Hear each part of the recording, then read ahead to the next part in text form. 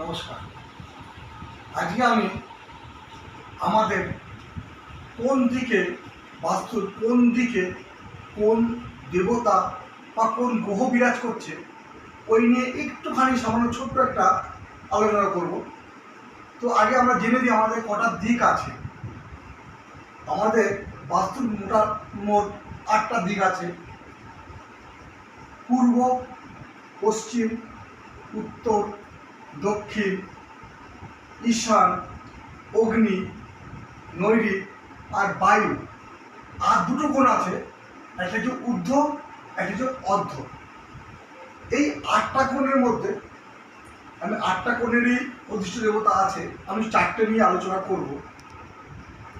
4টে হচ্ছে গিয়ে পূর্ব, পশ্চিম, উত্তর, দক্ষিণ। তো আমাদের পূর্ব দিকে, তার আগে একটুখানি বলে নিই, তাহলে একটু বুঝতে সুবিধা হবে। এই যে আমরা যখন কোণটা বার করব, আগে আমাদের বাড়ির বাস্তুর ব্রহ্মস্থান বার করে দিতে হবে। ব্রহ্মস্থানটা কীভাবে বার করবেন? আপনি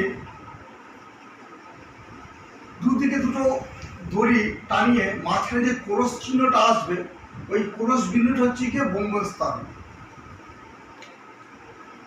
এইবার বলি আমি, পূর্ব দিকে অধিপতি যে আছেন সে ইন্দ্র, গ্রহ রবি বিরাজ করছেন। পশ্চিম দিকে বরুণ, শনি বিরাজ করছেন। উত্তরে কুবের, বুধ বিরাজ করছেন। আর দক্ষিণে যম, সে মঙ্গল বিরাজ করছেন।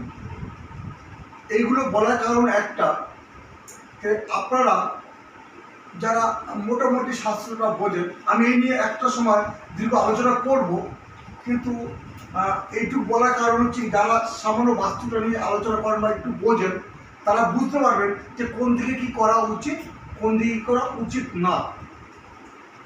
এই বিষয় নিয়ে আমি পরের সময় অবশ্যই বড় করে আলোচনা করব। নমস্কার।